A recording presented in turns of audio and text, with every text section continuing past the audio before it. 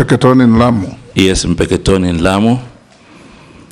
Mr. Speaker, I come to this vetting session also having served as the first governor of Kwale County, and I also worked different positions in international non-government organizations.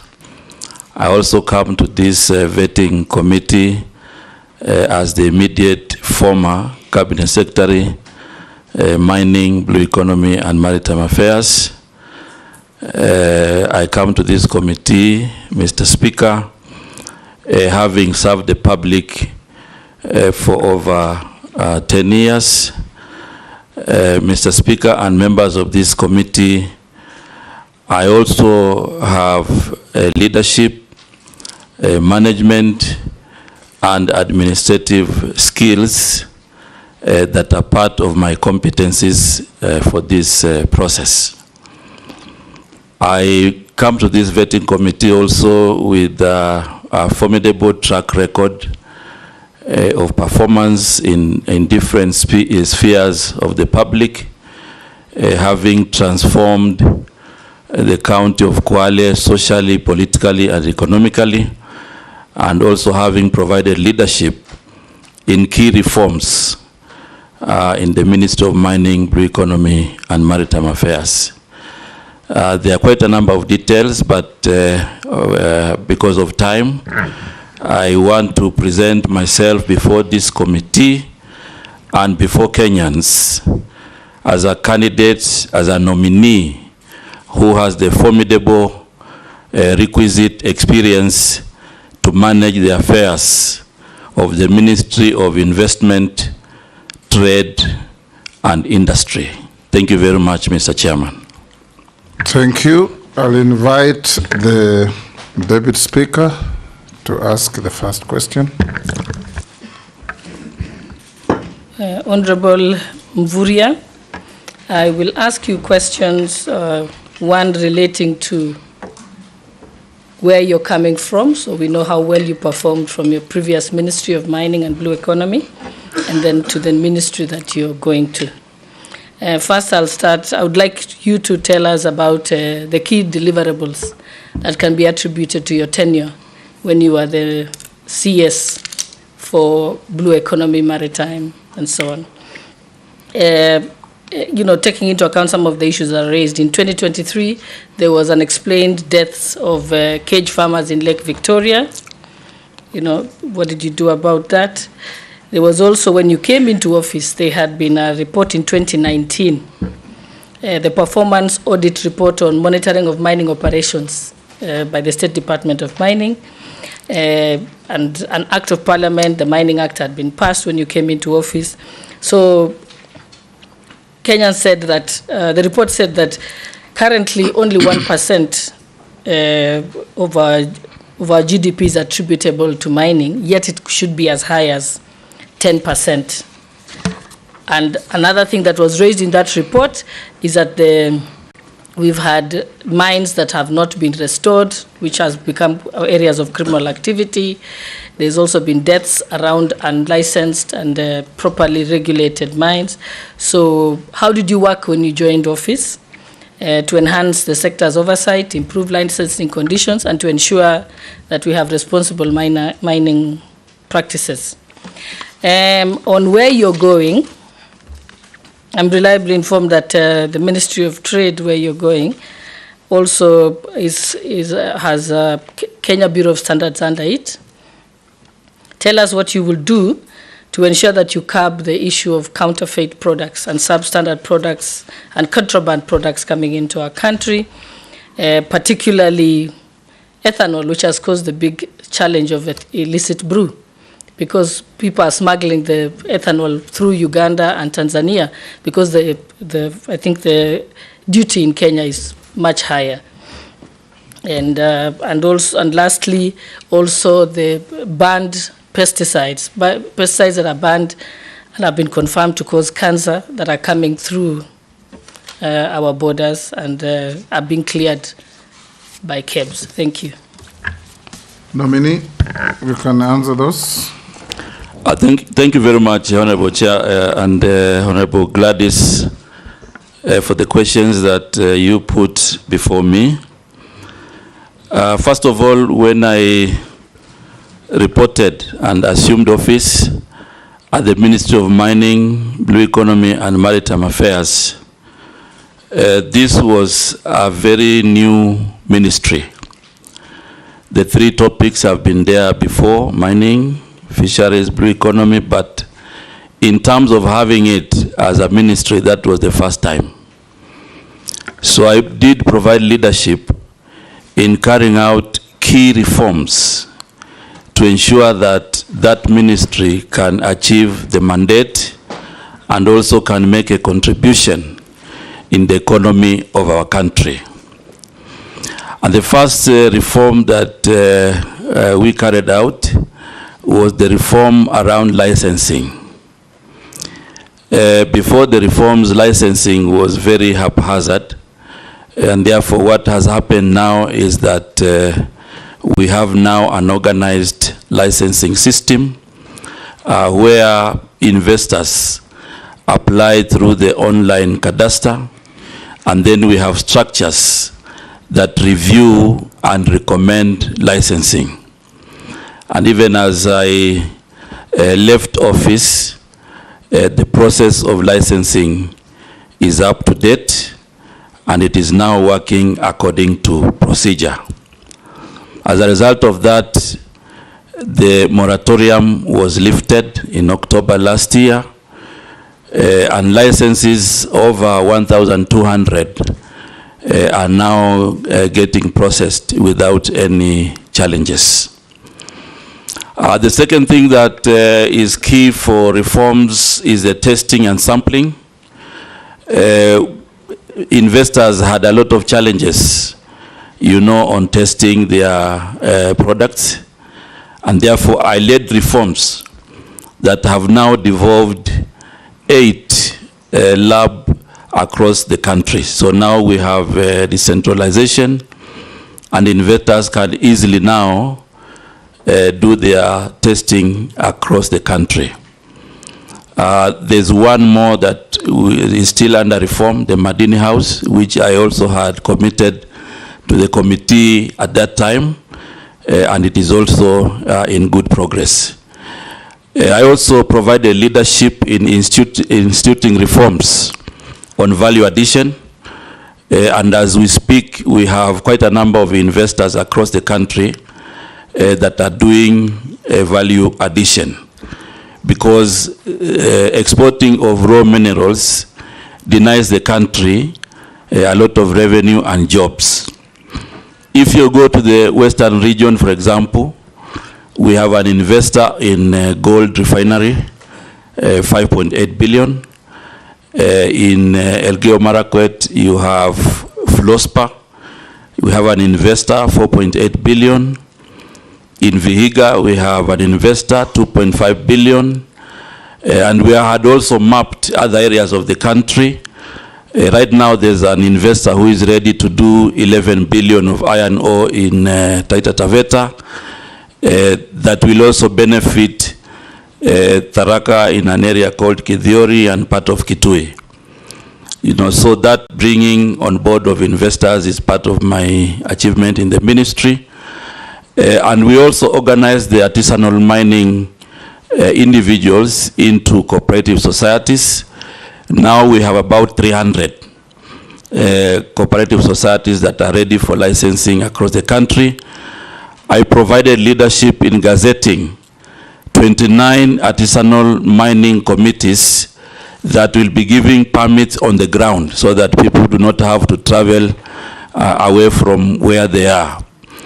We took the issue of illegal mining very seriously and safety, and proposed measures to have a mining police unit that is responsible for some of the issues. So I take note of the issues you have raised about the insecurity in some of the mines. So the mining police unit has been very critical in making sure that they work with the county security teams to ensure that some of these issues are being addressed on the ground. In terms of mine restoration, each of the applicant for a mining license, they have to attach an environmental restoration plan, which they do as they report, and they also do as they exit. And we have compliance teams to ensure that this can be observed. The other thing is that mining was understaffed, and we have quite a number of staff now who have come on the ground, and things are moving on. On blue economy, many people, many Kenyans had not understood the blue economy and fishery sector, and we instituted reforms also to ensure that we can inspire the economy of the country through blue economy. As a result, we provided mapping in the Indian Ocean and Lake Victoria so that we can allow for lower level value addition units and infrastructure that are going to help fishermen and other stakeholders in the sector. So as a result, we did mapping from all the way Lamu to Kwale, and also from Busia to Migori, and identified areas for basic value addition. As I speak, these value addition points have now been contracted, and they will be helping fishermen to delay sales so that they can fetch good price. On that note, we also provided leadership in ensuring that we reform the beach management units into cooperative societies. Right now, we have around 240 cooperative societies in the fishery sector that are going to be very useful, you know, to engage with the economy in terms of capacity building, but also in terms of engaging and being linked to financial institutions. So right now, the government is now ready to invest 1.4 billion in the coast region for the landing sites, and the government is also ready to invest another 1.5 billion in the lake region, all the way from Mulukoba to Got Kochola in Migori, where those structures have been identified. Since independence, this country has not had an industrial vessel. We licensed the first one, which is going to be providing, you know, avenue for industrial fishing and provide 4 billion every year in terms of income in the Indian Ocean. Our target was to do 3 before the end of the year, but last 2 weeks we gave license to 1 vessel, and more are coming to ensure that we are able to inspire the potential in the blue economy sector. So, Mr. Speaker, this topic is very lucrative, but I also want to add that Kenya is now a highly respected maritime country, because when we went to London last year and the campaign, Kenya was elected category C as a maritime country. And as a result of that profile, I continue to provide leadership to ensure that we are able to upgrade our institutions to fit the new profile. As a result of that, we have a pending draft bill for Bandari Maritime Academy to be a full institution. And part of the upgrade is to construct a survival and training center, which will cost the government of Kenya 2.4 billion, basically to ensure that we enhance our capacity building on maritime affairs. Okay, I think, Honorable Mvuri, I think I'm satisfied now, but I think it confirms what the President said, that you had very poor communication, because you've done great things, but no Kenyan knows about it. I am from the Flospa area. I didn't even know that you have an investor for it. So maybe you can use an opportunity to tell my people in Elgeyo Marakwet what exactly you're doing with Flospa before you go to your next answer. Thank you very much, Honorable Gladys. And I think maybe we missed out, but the members of parliament from that region and the leadership, we were together when we were introducing the investor. But because of this session, I'm sure now we have created awareness across the board to tell everybody that now we have an investor in Elgeyo. Before we go to the next, Salim, the licensed industrial vessel in our ocean waters, is it Kenyans or foreigners? It is a foreign owned, but also we will have Kenyans who also partner in that vessel. What % local content?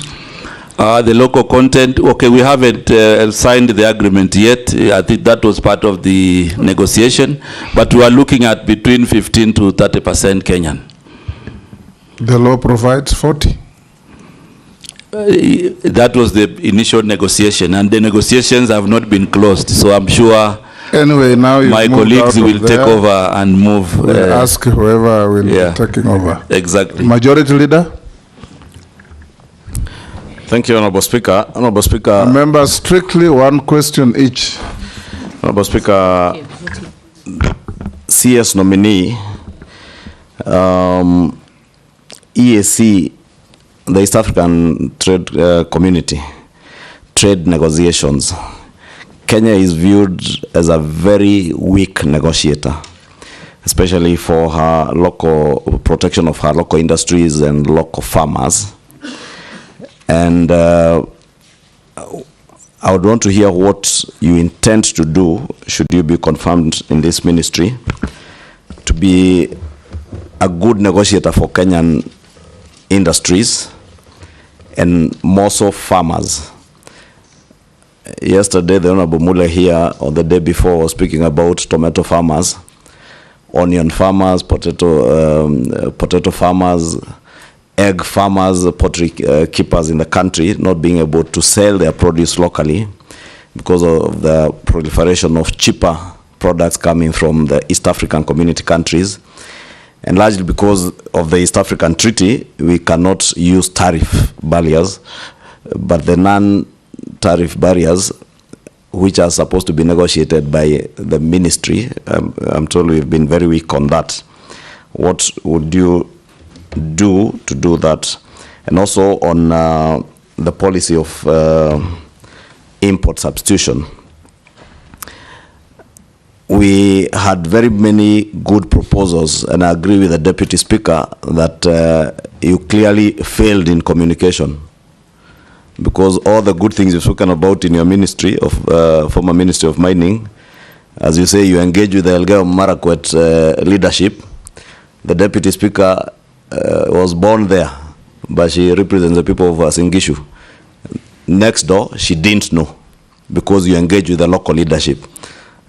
But that is an investment for Kenya, not for Elgeyo Marakwet County. And therefore, I want to put it to you, and you will tell us whether you actually did fail in communication. And if you failed in your previous ministry in communication, what would you say to convince Kenyans and us that you will not fail in communicating what you are doing for our country in the new ministry, should you be approved? And I'm saying that, moving on to what I was speaking about, import substitution, our local manufacturing sector, because of a failure of communication in government, our local manufacturers had very good propositions or provisions in the finance bill that was lost, as we have been told, out of poor communication by government. We have now exposed our local manufacturers, whether they are manufacturers of diapers, sanitary towels, or those in the steel industry, to unfair competition from very cheap imports whose standards we can't even ascertain, since they come to the country done on standards from other countries, especially those from the far Asian countries. What will you do as a new minister to ensure that we at least save the good provisions that were there in the finance bill touching on local manufacturing industry, to protect our manufacturing industry now, as since the State Department for Industry will be under you, and some of those provisions sought to protect that State Department work in the manufacturing sector? Nominee? Thank you very much, Mr. Speaker. And I want to address the matters that have been raised by the Honorable Majority Leader, and thank you very much, Majority Leader. I think I will, first of all, I want to begin on where you stopped. On the issue of communication, I must say that we did all the best to communicate this through the media and through any other forms. However, going forward, it is a matter that we will be able to strengthen to ensure that there is communication. And communication here... there is the mainstream media, yes, which we used to call mainstream media, which is the TV stations and the newspapers. But today, the alternative media, which is social media, is now the mainstream media. Yes, exactly. So you've got to change your thinking, who's alternative and who's the mainstream. Yeah, that is one of the areas that we will, going forward, I think as government, we will be able to use those channels of communication to ensure that we get everybody on board. On the matter of local manufacturing and the industry in general, that Honorable Member alluded to the fact that there were good things in the finance bill, which were meant to revamp, some of the local manufacturers. One of the key areas that we will strengthen, or I will provide leadership in strengthening, is to make sure that we bring as many stakeholders as possible. For example, the Kenya Association of Manufacturers, KEPSA, the Kenya National Chamber of Commerce and Industry, and many other stakeholders, to make sure that as much as possible they participate. And also using some of the corporations and sagas in the ministry. Chair, on a point of order, maybe the nominee did not get my question right, because those are the processes you are describing. Yeah. I was asking, should you get nominated? Yes. And you find, for instance, the provision to levy excise duty on sanitary pads that are fully finished products from, for instance, China, was in an endeavor to actualize the import substitution policy, yeah, to support local manufacturers. That particular provision was lost in the finance bill. Should you be approved, will you pursue, and maybe the nominee who was there before you actually did put it very well, that it is possible to break down the finance bill into various other laws. Should you then be approved, would you pursue actualizing the good provisions that sought to protect local industry? Because, as I said, they were lost because of the poor communication generally in government. So my direct question is, are you going to pursue the import substitution policy and protection of local industry, should you be approved, and bring legislative proposals to Parliament to actualize that which was lost? Oh, yes. Nominee? Yes, Mr. Speaker. I think the answer is yes. Because, you see, if we had very good proposals that inspire the economy and they were lost, what I'm committing to this committee is that we will, and I will provide leadership in the ministry to pursue them. Because if we are to inspire the local manufacturing, then as government we need to have a deliberate policy to ensure that either we impose levies or we reduce levies to ensure that these manufacturing industries can survive. So the answer is yes. I will be providing leadership in pursuing these good things. But as we pursue these good things that were lost in the finance bill, Mr. Chairman, I also want to insist that we'll have a robust engagement with stakeholders who may not have seen this before, so that the decision that is finally made is made with all stakeholders in mind. So that is a commitment and a yes, and we will use all manner of communication to ensure that we are able to paint, the positive gains of these particular good things in the finance bill. So this is something we will pursue, Mr. Speaker. The second point about a weak negotiation for Kenya, I also want to commit that we will change the tables. It has come out not just in negotiating for farmers, but even in other forums, where we have a subcommittee of the East Africa community. Kenya has been making a huge contribution in terms of budgets, but in terms of benefits, you find that other countries are the ones benefiting. So this is an area I also want to commit that I will move in to ensure that we protect the national interest. And on this one, we make sure that we have parameters before negotiation, and we evaluate our negotiation so that we are able to benefit our people.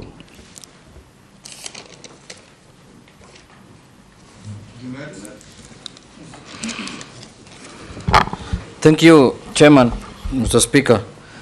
Mr. Speaker, I have one question for the nominee, and it's in relation to the docket that is going now. Even though I come from an area where his previous docket was important to them. But now that we have been told to ask only one question, let me go to the future. The past, the one who's coming is what I will ask, whom I will ask. So, Mr. Nominee, let's go to manufacturing. And you know very well that manufacturing industry employs many people, contributes a lot to the economy of this country, and that's where economies that have developed emphasize their efforts on long time ago. So the manufacturing sector in Kenya now is facing significant challenges, Mr. Nominee, with many industries shutting down actually, production plants or downsizing operation. This is because the key issues they are raising is high taxation, increased cost of power, ease and cost of doing business, unhealthy competition from imported finished goods. And then neighboring countries are seemingly looking more attractive to them because of those issues. Some of those who have relocated business to these jurisdictions, if approved as a Minister for Trade and Industry, what are you going to do to reverse this sorry state of affairs, Mr. Nominee? An additional question to that.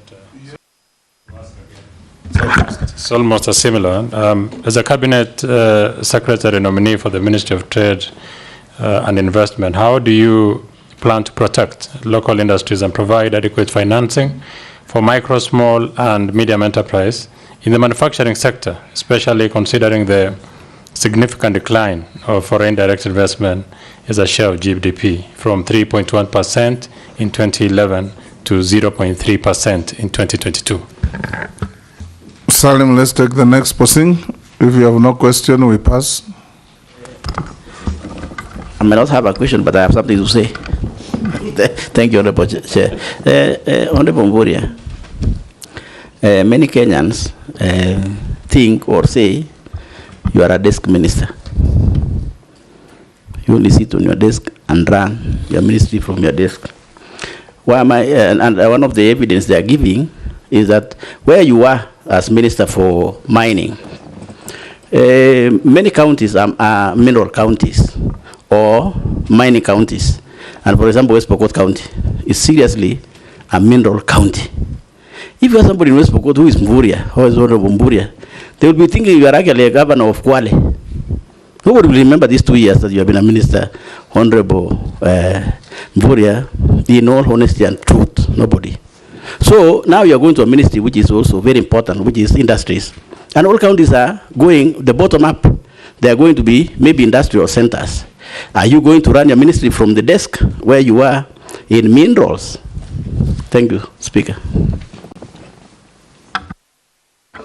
Short questions. Thank you very much, Mr. Speaker. Quickly. I want to confirm that I'm not a desk minister. I'm not a desk minister. I was in West Pokot because of the clinkerization program. the 45 billion. I was in Kithiori with Mheshimiwa here, confirmed. And many other places across the country, including Kadhunzweni in Makueni, Mulukoba in Busia, and many others. So maybe I may not have come to your constituency. I was also in Kamket and Katikit, Kambia, Samakis, and I can give examples, you know, many of them, but I think we need to also acknowledge that our country is very big. And you cannot be there at the right time.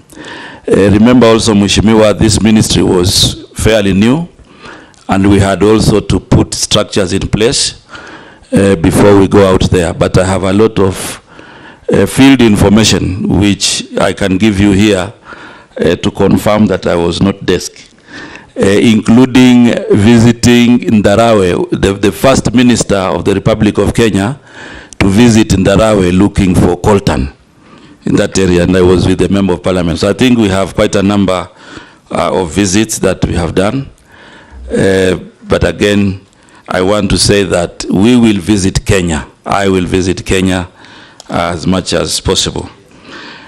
On the matter of protecting the local small and micro enterprises against foreign investors who might have big capital.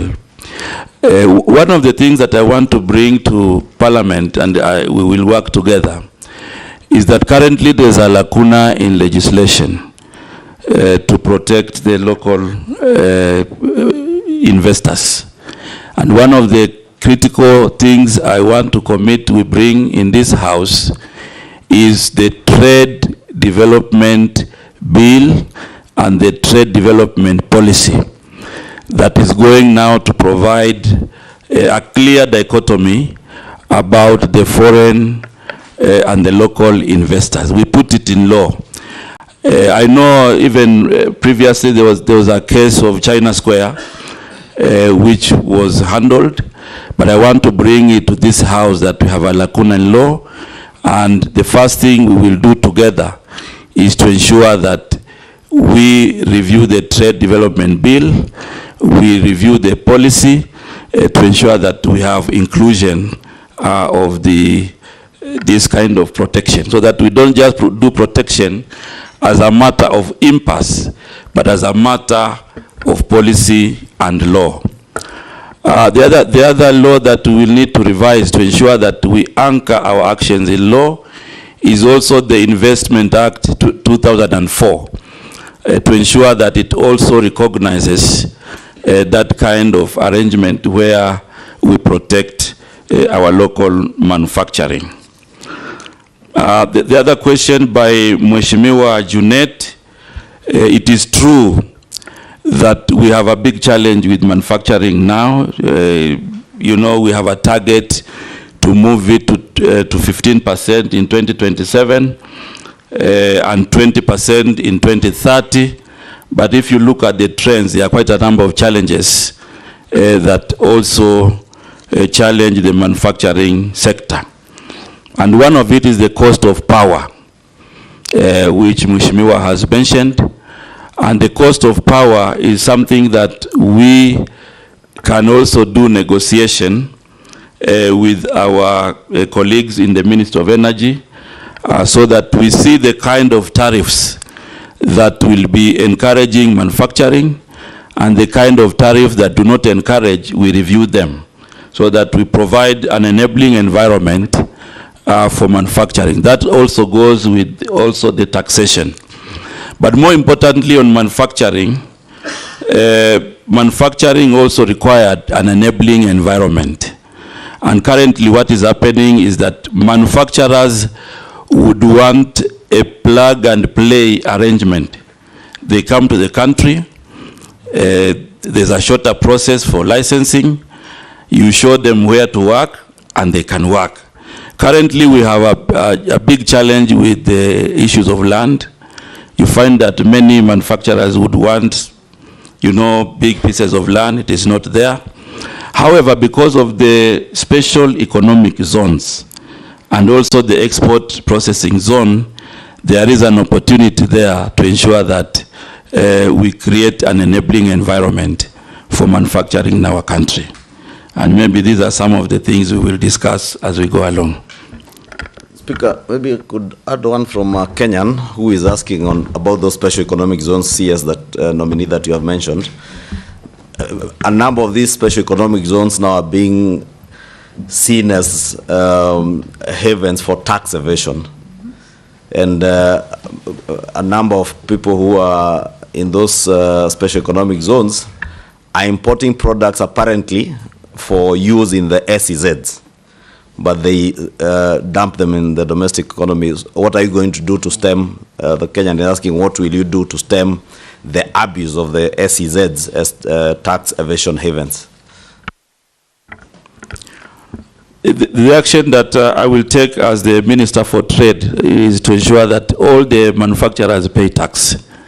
So we'll use the institutions in the ministry to make sure that we enforce compliance. Because if they evade to pay tax, then it defeats the entire purpose of having them as a priority in the special economic zone. So we'll ensure that we use all the institutions available to make sure that they comply in paying tax in our country. Because we cannot give all the advantages and then they don't pay tax. That one is not going to be accepted. Yes, Guthurima. Thank you, Chairman. Maybe just to reiterate what the majority leader was talking about communication. I think it is important for the nominee to understand the importance of communication or passing the government information to the public. You know, I have been in a committee where we were oversighting the nominee, and it has always been an issue. But all that not without the question that I want to ask the nominee is on matters to do with substandard, counterfeit, contraband products that find their way in the market. And what happens, which is the worst part, is that hustlers, a local mwananchi who hustles, goes to the bank, gets a loan of around 100,000 to buy goods that he doesn't know whether they are counterfeit or contraband, and that is why the police land all the time. Yet these things are supposed to be stopped at the point of entry. In your tenure in this ministry, what are you going to do to try and save these Kenyans the agony of losing all their businesses to the police? Just, in fact, that would have been stopped at the point of entry. So what policy measures are you going to put in place to protect these Kenyans by stopping these counterfeits at that entry point? Thank you, Chairman. Thank you, Chairman. Very quickly, I think it would be important if this committee finds you suitable to hold that position and you're passed or approved by the National Assembly, to have a candid conversation and a sit down with the manufacturers.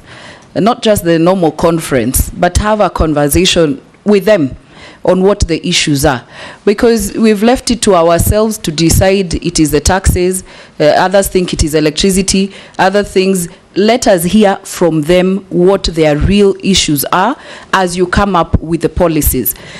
Because if it's about taxes, others think that some manufacturers are favored. When we see exempts, we can almost tell which manufacturer is being favored. And so we want all manufacturers to feel that the country and you and the nation is actually serving them.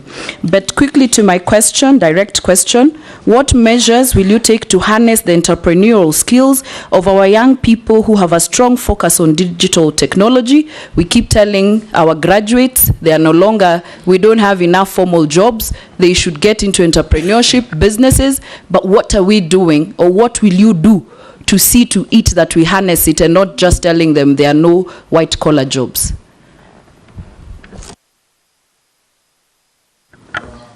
Go to Mary. Thank you. The nominee, I have just one short one. Short questions. Yes, short question. One. To appease the previous one. Yes. I want to confirm that even Tesos South Alupe area was visited, if not by you, by your counterpart in migration department. Migration. There was some mining activity. This relates to your former ministry. There was a mining activity right at the border at Alupe area, at the neighboring countryside. Even the soil from the mining site has actually blocked the stream that is separating us and the neighboring country. The concerns of the community there are safety of the people. The houses are cracking, a lot of health issues, too much dust, and also fears that fears regarding to the extent of the mining activity towards the Kenyan side. So my question is if you could give a comment to allay the fears of the community as to what has happened, whether they are safe, whether our minerals underground are safe.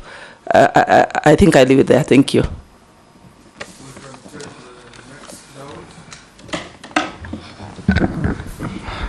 Thank you, Mr. Speaker. To the nominee, Honorable Mvurya. How are you going to, everybody is talking about industries and the big people. How are you going to talk about assisting the small person who is on the street in terms of regulations, in terms of markets for them, small places where they can do business, and regulations and licenses? Because you see, the licensing, I know it is in the county governments, but how are you going to look for them for the markets, export of produce, and the MTF, I think, third term, medium term, was done up to 2022.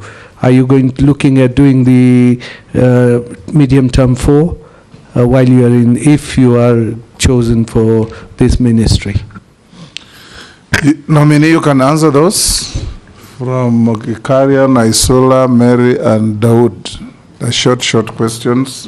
Yeah, thank you very much, Mr. Speaker, Honorable Rahim. First of all, most of the trade issues around small and medium enterprises are devolved. And therefore, the action that I will do in the ministry is first of all to ensure that we develop a cordial relations with the county government. Right now, there are 37 county aggregation and industrial parks, and these are meant to provide an avenue for small level traders to have a place where they can aggregate, to have a place where they can have the first line of value addition.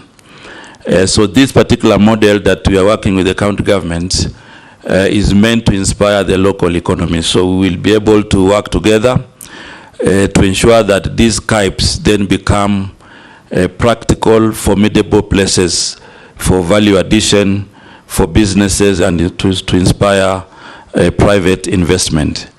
And not just the KIPes, we also have a cluster, of aggregation centers that will also be very useful to aggregate their products and they can prepare for the market. What we will also do at the national level is to support the county governments with the quality checks. So we'll be utilizing our institutions of quality checks that will work with the county governments to make sure that if it is tomatoes that are being aggregated, then we look at the issue of quality. The other issue that Honorable Mary has raised about mining in Alupe, I want to confirm that we have mining activities in our neighboring countries in Uganda, mining of gold in that region. And the investor from across the border has been mining underground, entering into Kenya. And these are issues that we took up with our colleagues in Interior. And the Interior, and together with the Minister of Mining, closed the mine, and it is monitoring those activities. We also scaled up this as a border issue that is also going to attract discussions between Kenya and Uganda to ensure that we don't infringe each other's space. The other issue that Mheshimiwa Naisula has raised about harnessing digital technology, especially for young people. The plan is basically to do incubation and mentorship of ideas. So I intend to provide leadership for Kirdi to mentor and to do business incubation for young people. In addition to that, we'll be able to develop an industrialization fund, which is going to help young entrepreneurs to be able now to advance their business ideas. On the matter of counterfeit, first of all, I want to say that the area of counterfeit is an area that we will need to work together with Parliament to make sure that the counterfeit authority, has enough regulations, has enough legislation to deal with the counterfeit in our country. In addition to that, we will introduce a counterfeit integrated management system that is going to be introducing efficiency in identifying counterfeit and contraband goods. We'll also work with KEBS to ensure that they also participate in checking the quality of goods.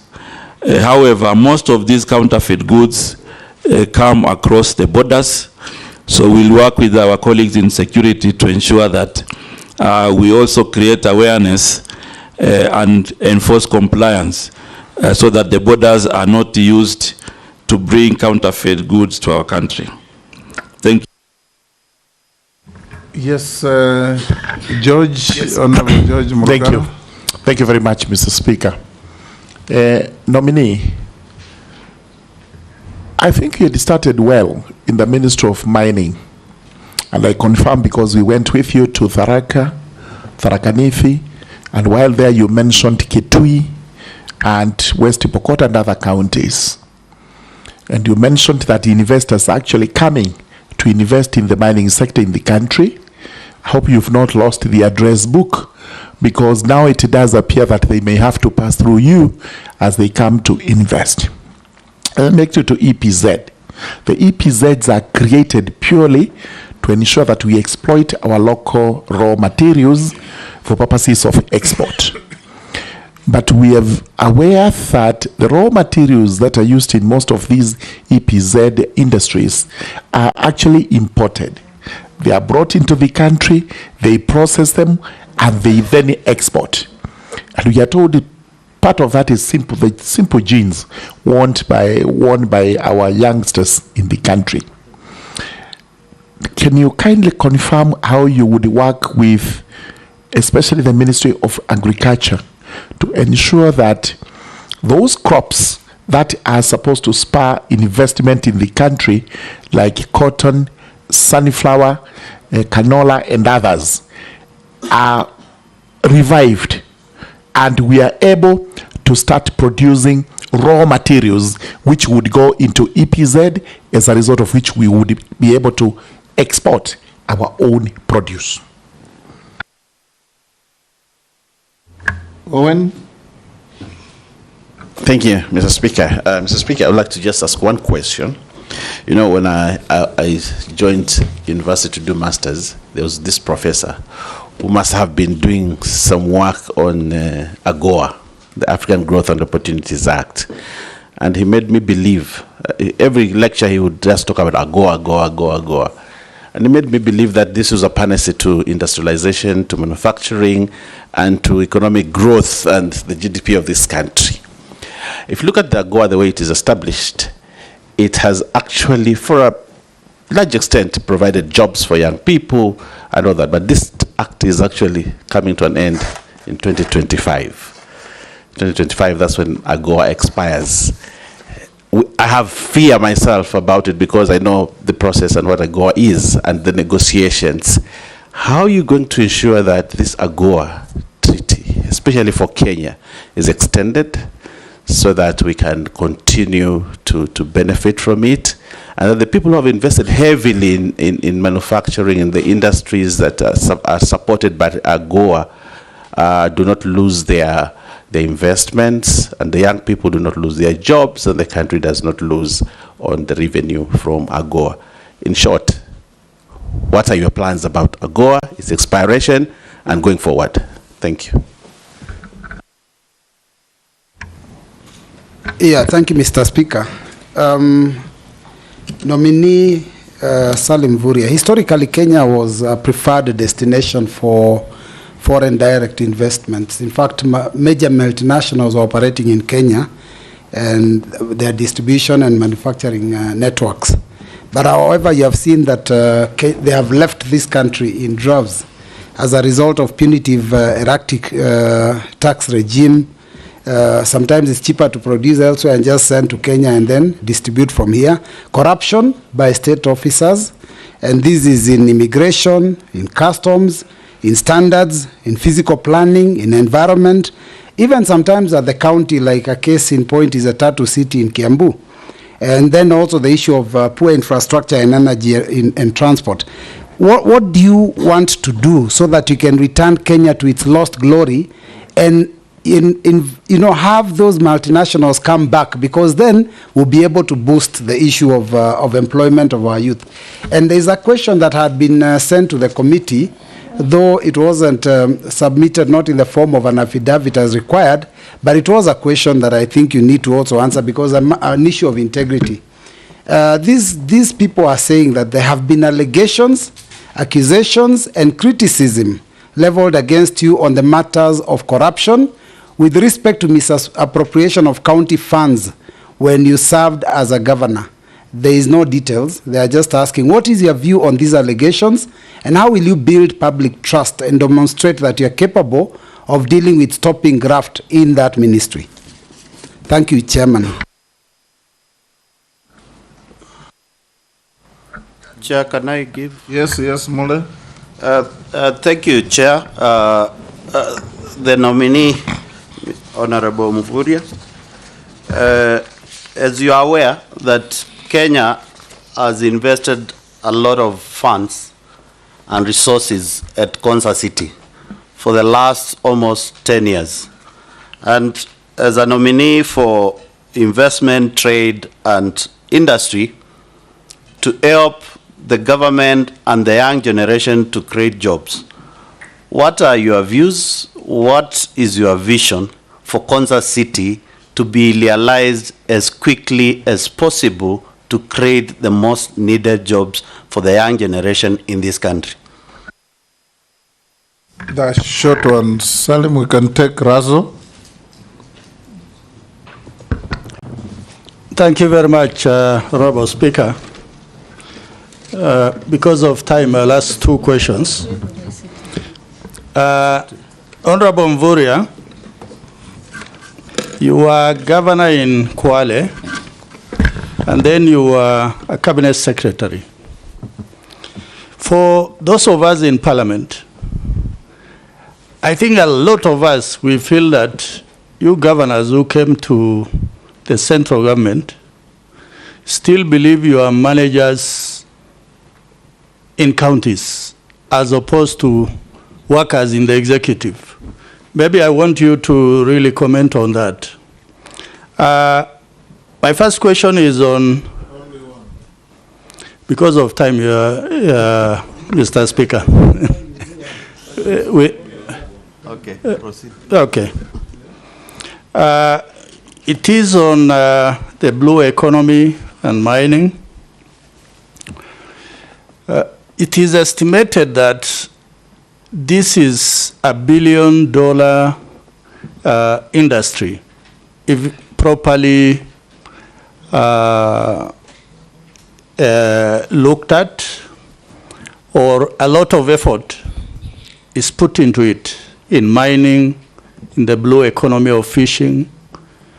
But at the moment, we are only able to raise even less than 1% of the GDP. Is it that we are underinvesting particularly in that ministry, or we do not have the necessary human resource, or maybe because we don't know that that particular industry or resource exists, particularly in excavation of minerals, in the blue economy. Those nominee. Okay, thank you very much, Mr. Speaker. There are 5 questions. Murugara, Owen, Robert, Mole, and Raso. Thank you very much, Mr. Speaker. I want to begin with the 2 questions that have been posed by Honorable Raso. It is true I served as governor for 10 years in Kwale County and transited to be CS. So I want to confirm that I don't think I'm in the county. I hold the national executive in high esteem, and I act within the mandate at the national level. So, and I want to speak also for some of my colleagues who have served together in cabinet. Speak for yourself. Because he said, you governors. You know, I want to confirm that that transition has happened, and it is now a national responsibility. In any case, it was a comment. It was not a question. Oh, I thought it was a questions. It was a question. Yes. The other thing about now the multi-billion sector in mining and blue economy, it is true it is a multi-billion sector. However, it is not a sector you go in and you get the multi-billion. You have to invest. And the first investment, for example, in mining is you have to invest in data.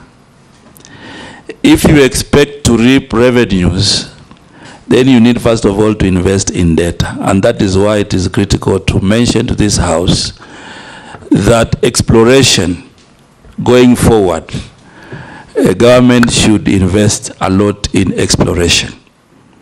So that when you now have discovered coltan, the government is the one saying we have coltan, it has this economic value. Then now you move to investment. But when you have minerals as part of occurrences, you cannot reap the billions.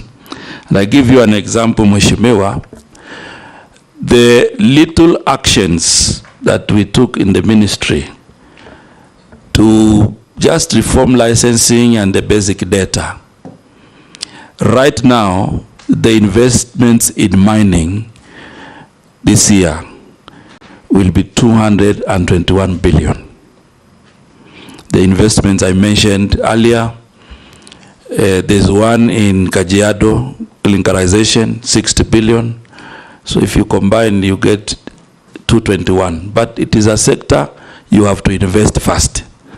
Invest in licensing, invest in mapping, because you don't expect an investor to come and do prospecting.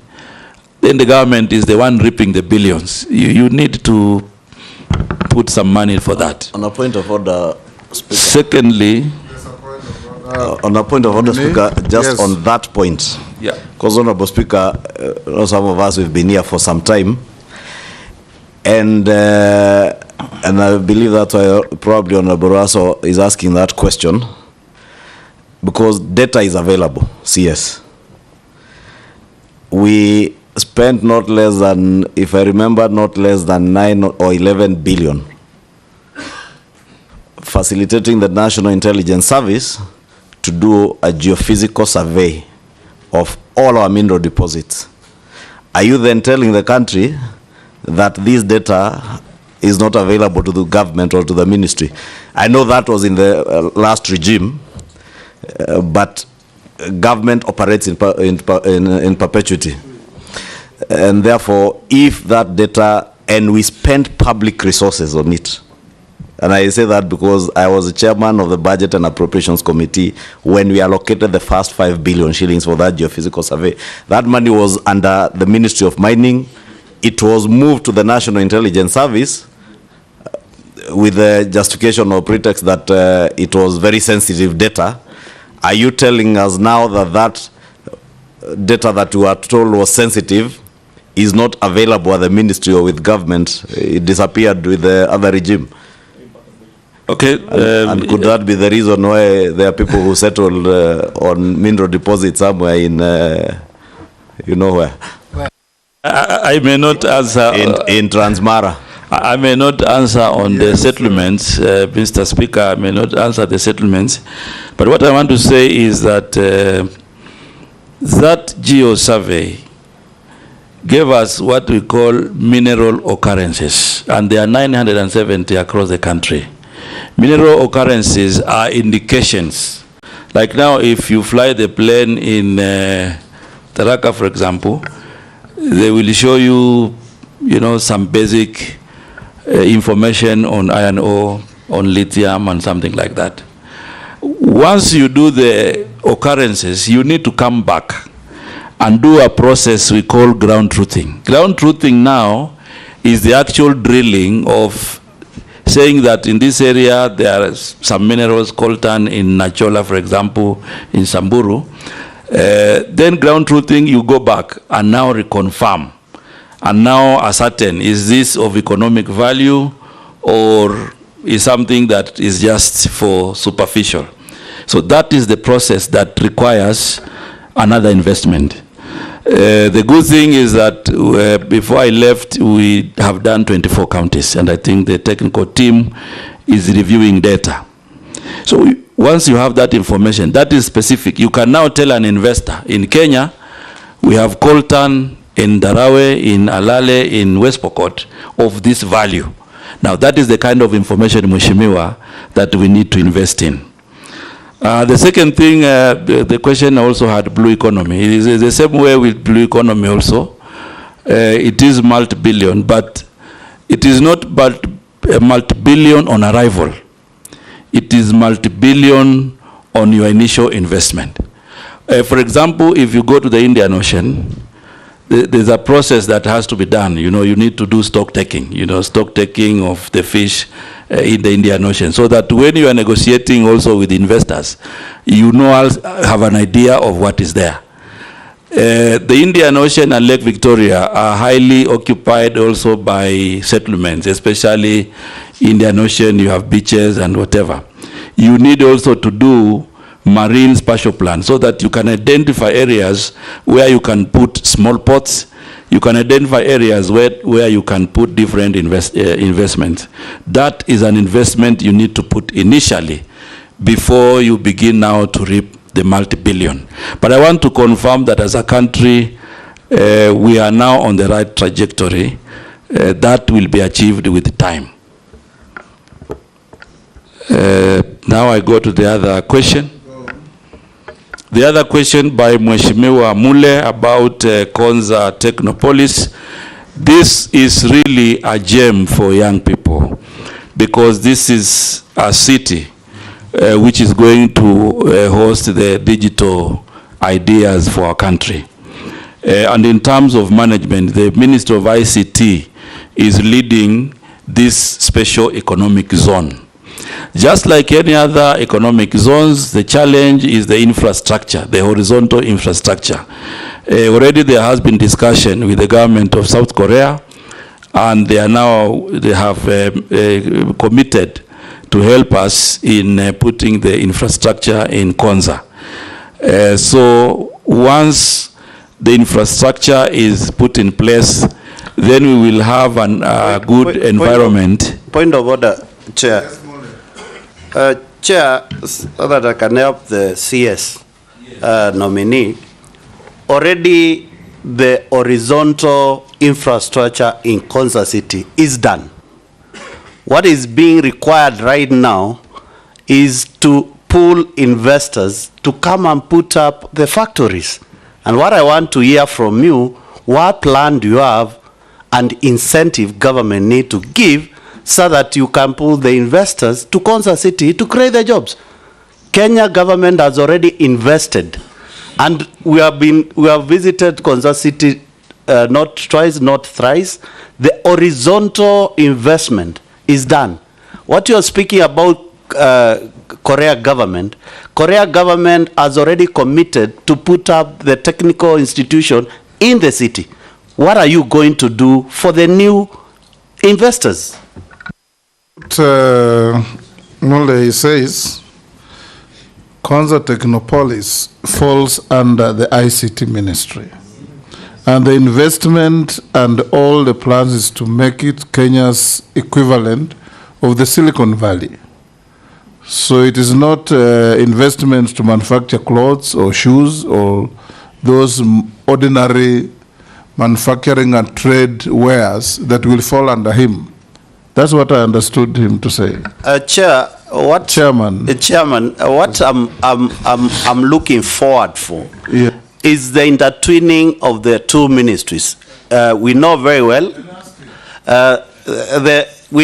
well. Konza City, the lead ministry is the ICT. But you are coming to a ministry whereby investment, trade, and industry will be under your purview, whereby government has already created the environment.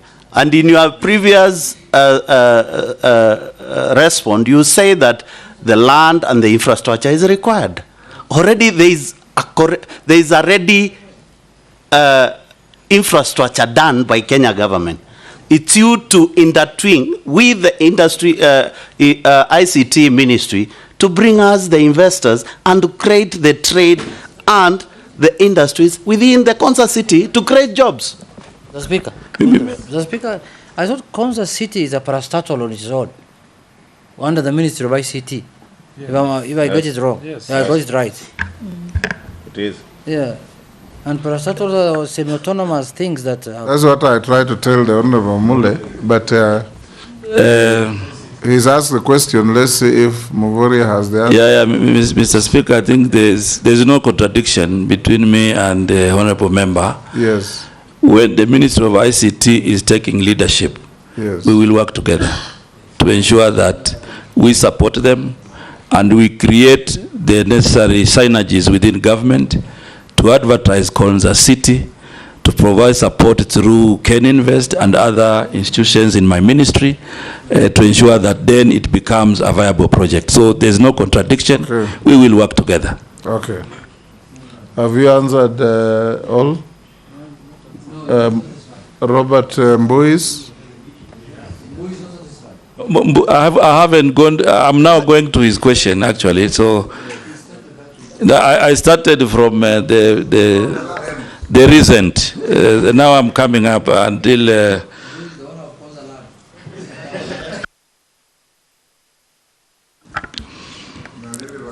Yeah, I think Mheshimiwa Mbui had a number of issues. Some were comments, but I will try to speak to them.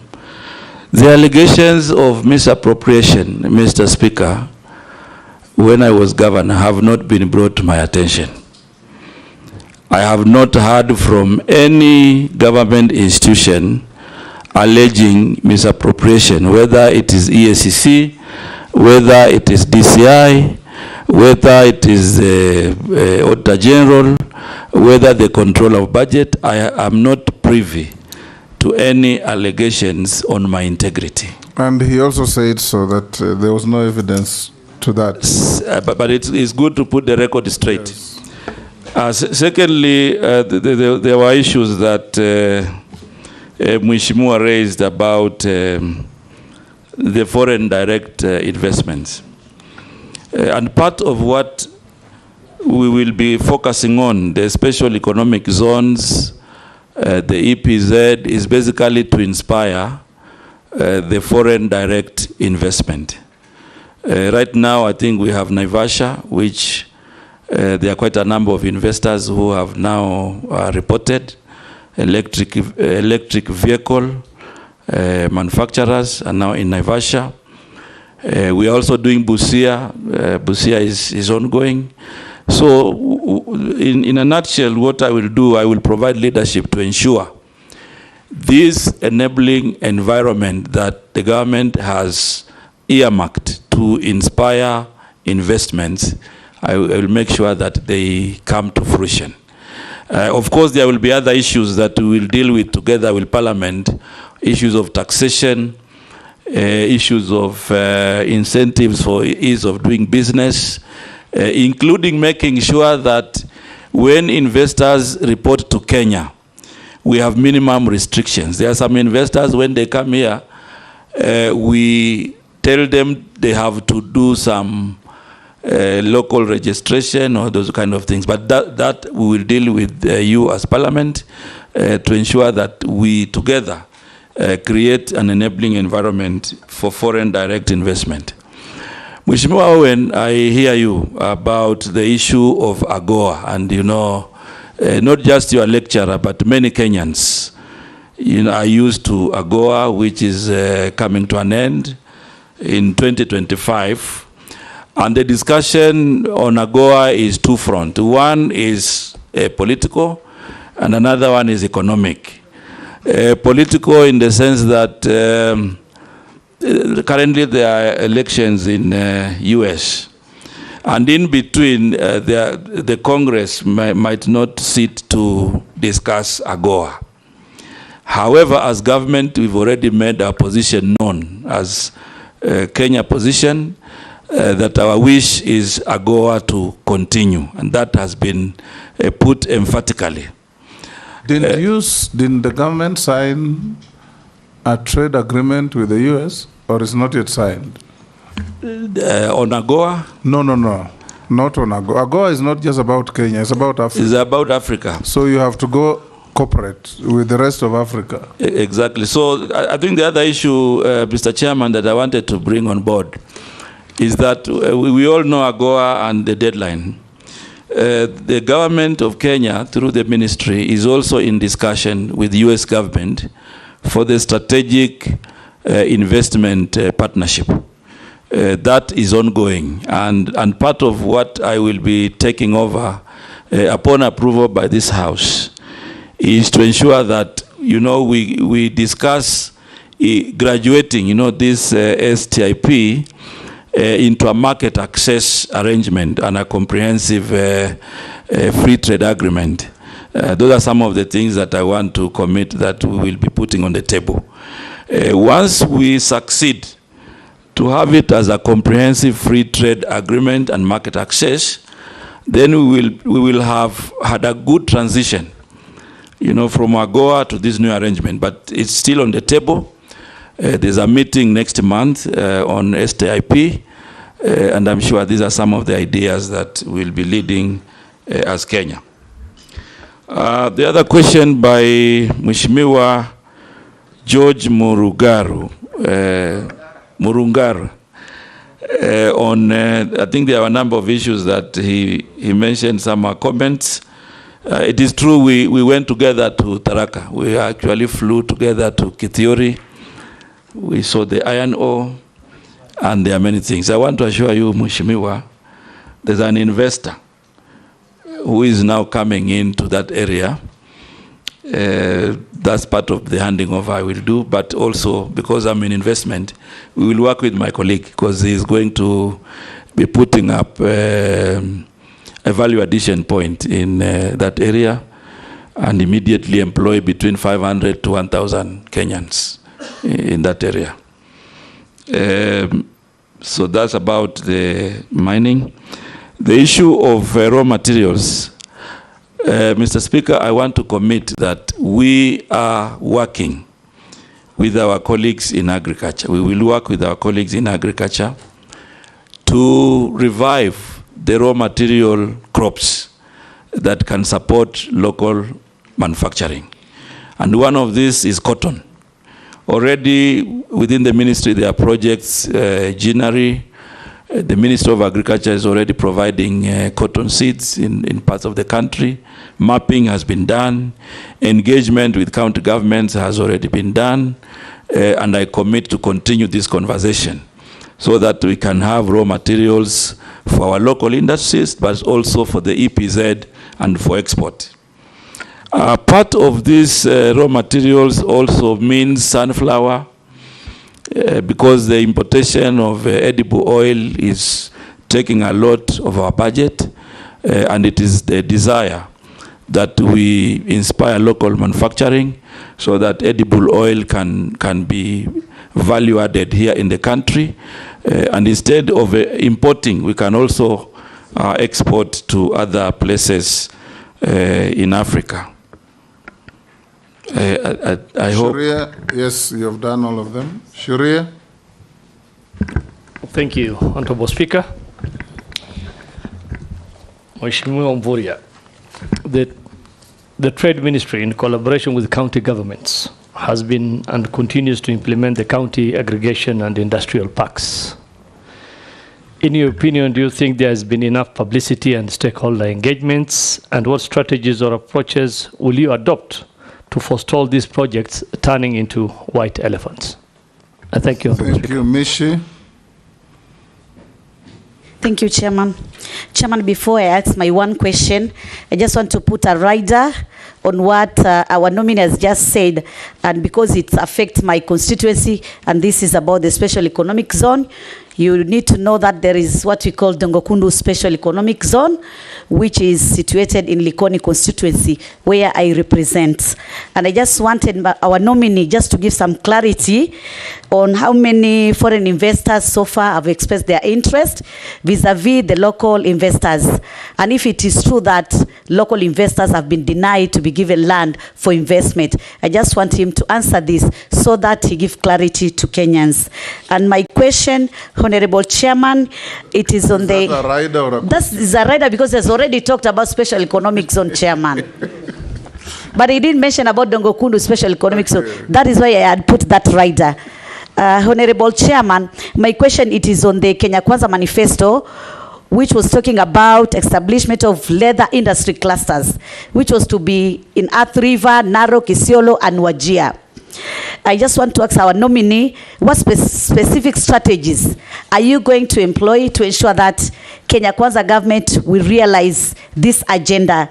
And on the same breath, what policy intervention are you going to employ to help reverse the current unfortunate trend of closure of industries? And also coming up with new industries like coconut, cashew nut, and Bixa, which is grown in where you come, Kwale County. I thank you, Honorable Chairman. Mukami. Honorable Mukami. Honorable Speaker, my question is considering the legal challenges to the Finance Act 2023 and the significant role of small and medium-sized enterprises, SMEs, in Kenya economy, what steps will you take to ensure that new tax regulations are fair and supportive of SME growth, while also addressing the broader goals of economic stability and trade enhancement? Thank you. Caleb. Thank you, Honorable Speaker. Our nominee, you must have looked at the developmental states and how their path to development was based on, especially the ones that took the route of trade surplus, that is the advantage of the exports over the imports. Some they call it mercantilism, where you put more rules and the standards to make sure that the exports surpasses the imports to develop your nation. It has proven in many, especially the South Asian countries of Taiwan, South Korea, and Japan. This one requires a regime, a set of rules and principles to guide it. The general agreements on tariffs and trade is one of the regimes. Of course, it has transformed now to the World Trade Organizations to encompass the service industries and the intellectual properties. But where does it put the Kenya, the global south? Do we find it fair are we guided by fair regimes as the World Trade Organizations that enable us to have this mercantilism advantage to us, the trade surplus, as a factor of development? You, as a new coming minister, if you are approved, which regimes and how will you maneuver through these international organizations that are always unfair to the global south? But and the last week I had to raise as a point of order, but I knew I'm going to speak. The question of Honorable Kimani Ichung'wah was very pertinent, Mr. Speaker, because I'm also aware a lot of money has been put to survey by the NIS. But most importantly, Speaker, is that most of the nominees we vet here, they have a lot of promise on what they are going to do. Once they get to the office, they say there's no money for implementation. But we need them to tell us, is there even a paper you wrote requesting for funding that if this one is provided for, then this one will be actioned upon? Nominee.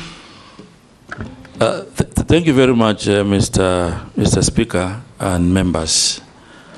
I want to begin from Mheshimiwa Caleb.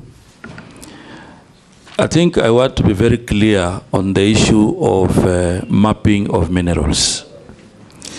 As I said earlier, this process was done. You know, the resources that were allocated for that activity, it was okay. It was done. Identified 970 mineral occurrences. Then the process of ground truthing began also with the budget that we had. And now 24 counties have been concluded and it will continue.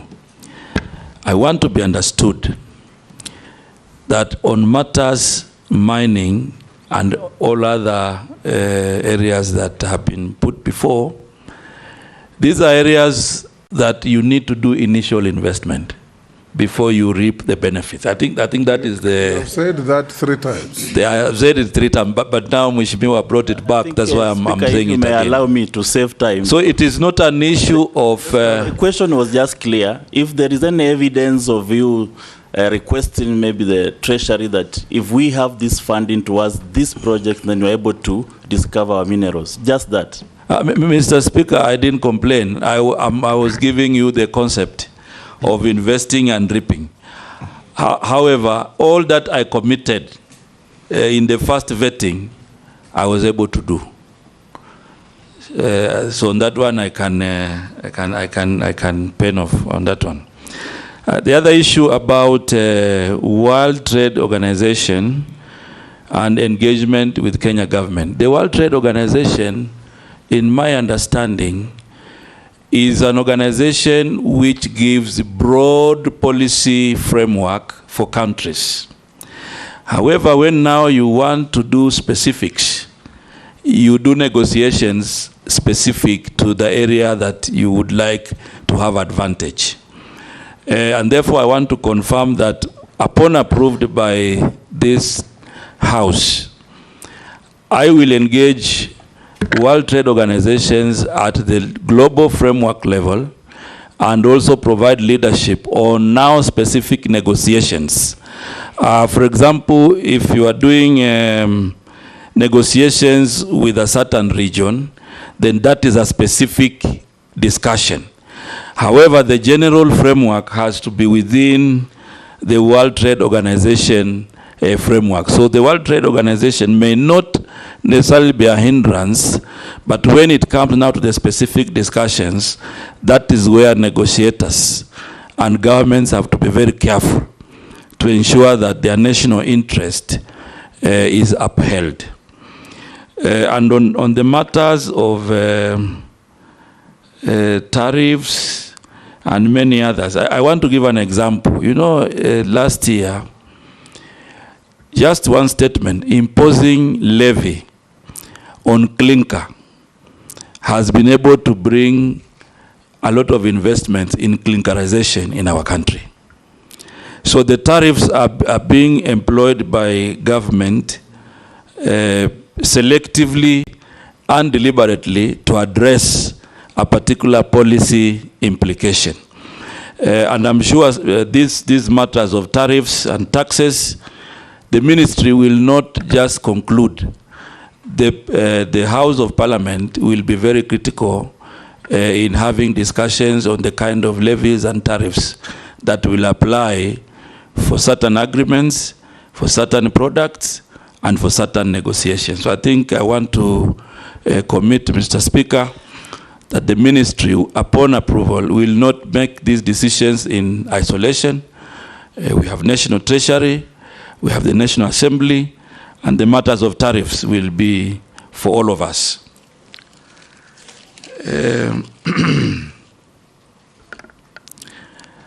The other question that Mheshimiwa Shurie had asked, whether the KIPES will be white elephants. I want to confirm to you, Mheshimiwa, and this House, and Mr. Speaker, that the KIPES will not be white elephants, because if you look at all the counties, they are addressing a particular value chain. And that value chain is so dear to those counties that we cannot afford to drop the ball. So I will use all my skills to ensure that we properly engage. I will use my skills to ensure that we get the right business model strategically to ensure that the KIPES do not become white elephants. The other question by Mheshimiwa Mishi on Dongo Kundu. And I want to say that I have not skipped Dongo Kundu, Mheshimiwa. It's a very, very important project for Kenya. And it covers Kwale County and Mombasa County. The current situation with Dongo Kundu is that we are now moving on with the implementation of infrastructure. JICA has come in to support the government of Kenya, and also KPA is providing leadership in this project. We have 1,648 project affected persons who will be compensated. There's 384 acres of land in this area. They will be resettled and properly compensated before the project begins. Currently, there are 72 investors who have expressed interest. Unfortunately, I have not been able to dichotomize whether local or foreign. But I'm sure going forward, we will have a chance to classify them, and then we will see who is foreign, who is local. But the commitment I want to say, Mr. Speaker, is that we will ensure that there is fairness in the allocation of land in Dongo Kundu. On matters leather, it is a very critical value chain in the Kenya Kwanza plan. It is also a critical value chain in MTP4, because Kenya has abundance of leather, and we actually have a target to, get income from leather to the tune of 120 billion every year. What is happening, Mr. Speaker, is that right now we will be working on the value chains, and upon approval, there's already Kenani in Athi River, which has been identified, as part of the leather industry that is going to host the value chain there. And therefore, we are on schedule. We know there's Isiolo and many other counties that will participate, and we will work, I will provide leadership to ensure that we work with everybody and all counties involved to revive the leather industry in our country. That also goes for other value chains. I think Mheshimiwa also raised the issues of cashew nuts. And already with Kirdi, we'll provide leadership with Kirdi. There's an open area in Malindi, which is earmarked for cashew nut value addition. So we'll be working with government agencies and also the private sector to ensure that we get value addition investments in these crops. And part of what we're already doing is that on coconut we have an investor, Kentest, where they are also doing value addition for the products within coconut. So this is a trajectory that I commit to continue to ensure that we capture all the value chains that are going to be useful to the economy of our country. Mheshimiwa Mukami, on the issues of finance bill, I think both the 2023 and the 2024, it's not all lost. There are good things there, and I commit to keep the good things, to engage widely, to ensure that those that will be supporting the micro and small enterprises are also brought forward to support Kenyans. Nominee, a few questions sent in by members of the public. As one, he must be probably from your county. Wish you Allah's blessing. What will you do if approved to invest in digital technology, especially in agribusiness? Another one, why is titanium shutting doors under your watch, with the locals losing jobs? You have taken away mining of titanium from Australians and handed to Americans. Why? Chairman, can I add one? Let me finish, then you add. Okay. Another one, what specific trade and investment policy proposals would you suggest to create jobs and unlock new economic opportunities for ordinary Kenyans, particularly the youth?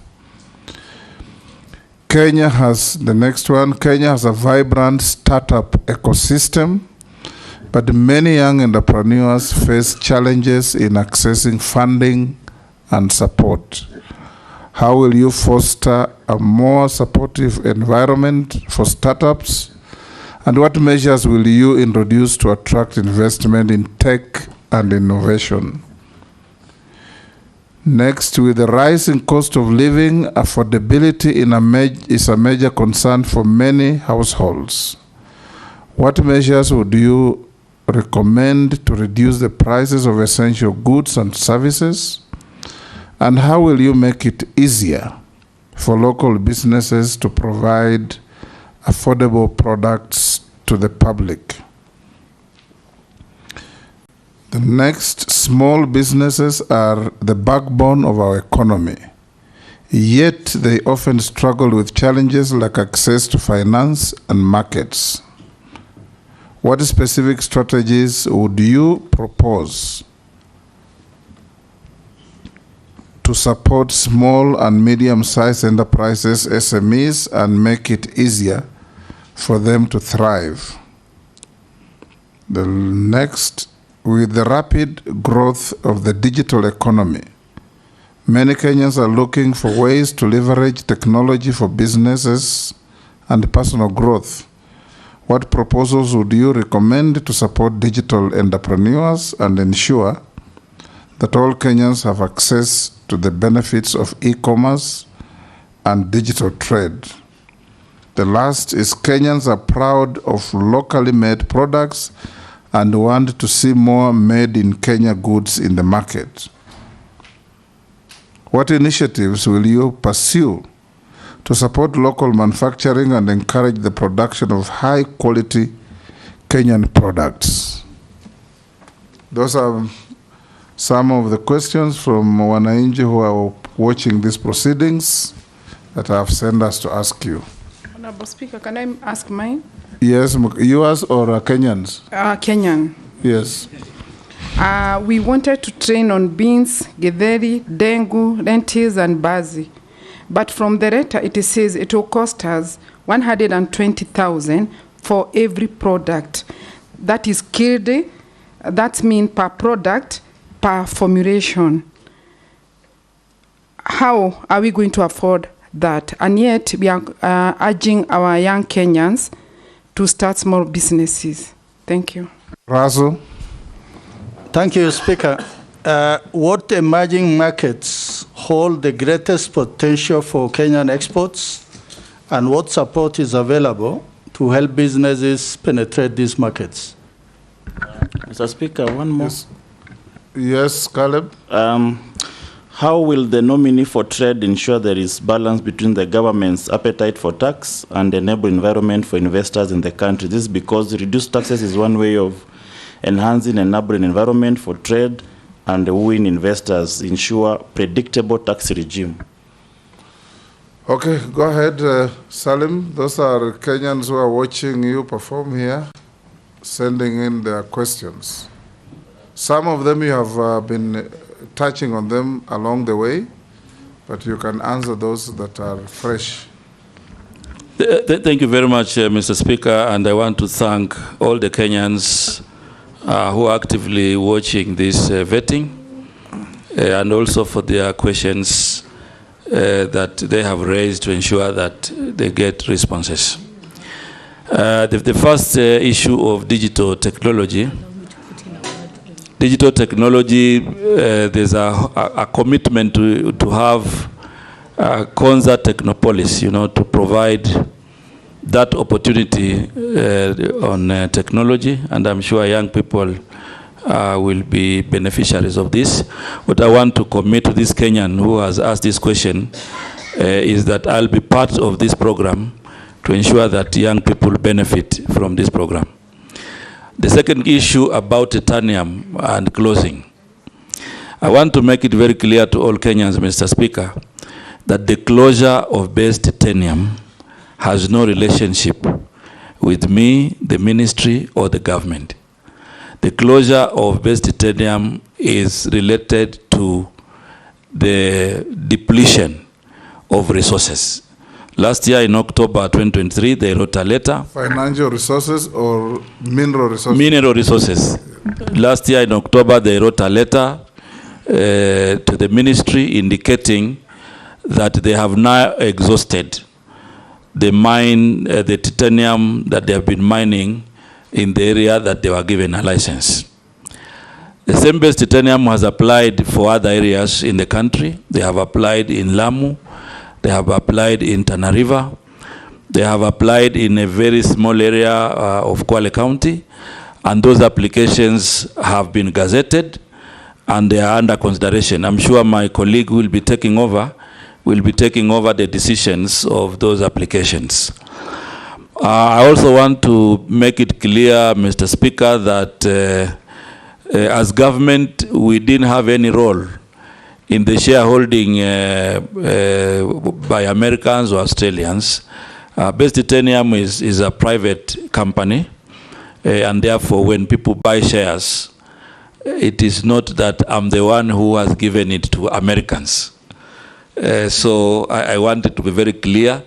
But I also want to say that we have a post-mining land use committee, which I did institute, and it is going to discuss with the stakeholders on how the post-mining land is going to be used. And I want to urge this Kenyan who has asked this question to also participate actively in this forum so that they can decide on the post-mining land use. The other question related to issues of trade. As I said earlier, we will work with the Parliament to ensure that we review the trade policy and trade law so that it can be more inclusive to support local investments and have a framework that can also support funding. The issue of support ecosystems, as I said earlier, Mr. Speaker, already we will be working under KIRDI to provide mentorship and business incubation. I will also provide leadership to set up the industrialization fund so that those business incubators can benefit from this program. Yes, the cost of living and issues of prices, I think this may not fall squarely on me as the CS when I'm approved by this team here. but it is also Not relating when, to many not, other. Not when, but if. If approved by this team, Mr. Speaker, the issue of prices and the cost of living, it touches, many aspects of government, and therefore, as multi-agency, we will be working closely to ensure that this is done. However, there's a point of order from Jeanette. However, yes. Okay, carry on. However, there are also some aspects that we can handle as investment, trade, and industry, especially on working with the Ministry of Agriculture, for example, to ensure that we inspire and encourage, production. And when the production is enough and it has surpassed, like now, what we have, then I will provide leadership to ensure that we have a warehousing receipting system, that takes the surplus to the warehouse, and that then we can use it to bring down prices at some point in the year. So we'll be working to make sure that we have that warehouse receipting system to aggregate surplus produce and to make sure that farmers and other business people in that are not captive of cartels. The other issue about SMEs and access to finance and markets, part of the reform that I will propose upon approval is a situation where the big manufacturers work with the small, medium enterprises. We have a situation where manufacturers are the ones transporting their last mile product. We want to bring regulation, we want to bring a policy and a law that allows the small, medium enterprises to be subcontracted, to be able to deliver to the last mile. This is part of the reform that I will be proposing upon approval. Again, on matters of e-commerce, now that we are focusing more on technology, the ministry will also be working on making sure that we strengthen our presence through e-commerce. People can make the advertisements, they can have systems to pay, and all this. So we'll be working with stakeholders and Parliament to ensure that this comes to fruition. The issue of local products in the local market, I think I also agree that as Kenyans, we are very proud when we buy Kenya and build Kenya. So in this front, I'll be activating the Ken Invest and the Kenya branding agency to ensure that we promote the local products. Most of our products are not properly advertised. And part of the reform is to ensure that Ken Invest and the Kenya Export Promotion and Branding Agency come to this field so that we can have a lot of advertisement of our local products and of course work on other issues of quality, look at our quality laws, whether they are sufficient, and propose amendments where need be. The other question by Mheshimiwa Mukami, which is very specific, it has a very specific cost.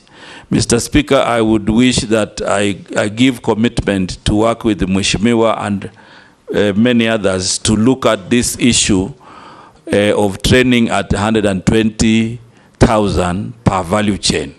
I'm sure many small business people will not afford this. And this is a commitment that we'll be discussing on how this can be reviewed and how we can strategically position Kirdi to support more Kenyans in the value chains that are being suggested. Mheshimiwa Raso talked about how Kenya is positioning herself on emerging markets. Mr. Chairman, we already have efforts that I wish to continue upon approval by this House. One is that we already have the APA, the Economic Partnership Agreement, with the European Union, which is giving us an opportunity as Kenya to consider a new export market. However, Mheshimiwa Speaker, this APA, or the Economic Partnership Agreement, many investors locally and even producers may not be aware of some of the advantages and opportunities that exist. I want to undertake to ensure that we do a robust dissemination so that people can understand what is duty-free, quota-free, right? Yes, but you know, there are products that have been mentioned there. Like when I read it last, immediately after signing, I realized that there were a lot of things to do with fisheries. So we took it upon the ministry to engage the EU on how we can have specific actions and specific implementation framework on matters related to fisheries and blue economy. And that discussion has gone on. There are many others, you know, that affect different ministries, different agencies. And these are 900-page documents, Mr. Speaker. So it requires dissemination positively, especially for those that... You will be the focal point if approved. I've already committed to do that. It will be your duty then to tease out everything and disseminate to action areas. Exactly, I've already committed that, Mr. Speaker. Yes. Secondly, Kenya is also opening new fronts, especially now. I know we have COMESA, we also have SADC, and we have the East Africa Community. East Africa Community is giving us a new market of around 300 million. But that combined, we are also will also provide leadership in the tripartite free trade agreement discussion so that we can open a new market of 600 million people in North Africa, East Africa, and South Africa. That will also become an advantage. But I think as Africa, we can open more the 1.2 billion population through the AfCFTA, the Africa Free Continental Trade Area, that is going to be useful to open emerging markets. So I think what I want to confirm, Mr. Speaker, is that I'm cognizant that there are new markets, and I'm also committed to continue the conversation to make sure that Kenya takes advantage of these markets for our products, but also for movement of goods and people. Thank you. The last question from Mheshimiwa Caleb was basically asking me how we will be able to balance between appetite for taxation and incentives for production and investment. And I think that is the dichotomy that we will all be working on to ensure that we don't overtax, we don't introduce levies that Kenyans will not be able to pay, but also give incentives that will inspire investment. I want to give an undertaking, Mr. Speaker, that I will be committing to ensure that when we are doing this discussion, of course it does not just rest with my ministry, but even other ministries, we will be alive to the fact that we cannot overtax Kenyans. And we will continue that trajectory in a manner that we have fair, but also inspiration in our investments. Thank you, Mr. Speaker. Honorable Muvuria, I will be requesting at the end of my explanation that you give us an undertaking that you will do certain things. You have said something very profound. You have said that you got money for geophysical survey, but did not get the corresponding fund for truth, what do you call it? Ground truthing. So it beats logic to get one and not get the other. So the challenge here, when I've heard you speak, is that we have a problem with sequencing government projects and programs. For example, Rivertex in Eldoret, investment was put into it, state-of-the-art factory. But unfortunately, you did not promote local growing of cotton first. Therefore, they are importing cotton, so it's not benefiting the locals. On edible oil, there's been a lot of talk about we don't want importation of edible oil. But by now, we should have marshaled all our farmers to grow sunflower, canola, coconut, so that by the time you're bringing the industry to come and make edible oil here in Kenya, we have the raw material. When it comes to rice, again, we want to stop importation of rice, but there is no corresponding program to promote maximizing the growing of rice. So even if we say we are going to be milling our rice in big numbers so as not to import, we haven't done the first things first. Sequencing is a clear problem. On the issue of clinker, we have put levy on clinker, but we did not ensure that we have sufficient clinker deposits in the country and that are already being mined, so that as we put the levy, we ensure that we have enough deposits in the country. That is why the price of cement has hardly changed. So can you confirm that when you become the minister, if we confirm you, of investments, trade and industry, you will ensure that you have a Gantt chart at your desk, a dashboard where you can actually make sure the sequencing is correct for it to make economic logic? Because that seems to be the only problem. Do we have your confirmation, sir? Speaker, on the same, during the finance bill on the sanitary towels, it's the same thing. The raw materials are expensive for the manufacturers, local manufacturers, and that is why during the amendments, Honorable Leah now brought amendments to exempt the raw materials. So there has to be a sequence, not just putting taxes on the on the imports, and we're not dealing on the raw materials. He hasn't given assurance. He will give when he starts answering. Mr. Speaker, there is one issue I wanted to bring in conclusion to the attention of the nominee. Mr. Speaker, in the ministry is going to, in the 2 years that have passed, or 1.5 years, there was a program that was done in that ministry of importing edible oil of billions of shillings through KNTC. And that edible oil ended up staying in the stores of KNTC close to a year, I think, until it expired, or it is still there, or it was sold. I can't ascertain. And recently, the managing director of KNTC was taken to court, I think last week or the other week. And the government looks like the government lost colossal amount of money, billions of shillings. And that program was meant to lower the cost of living. At that time, the cost of edible oil was very high, so it was thought that if it is imported, it can reduce. But it ended up coming here more expensive than the locally manufactured one. So how that ghost is waiting for you in that ministry if you are approved by this committee? Are you willing to go into that ministry with that kind of ghost, or what do you think? I'm sure you have done your survey, or how will you handle that matter? Because it's going to wait for you there. And maybe as a supplementary to that one, a quick one, do we still need KNTC as a trader of commodities in the current world, free market?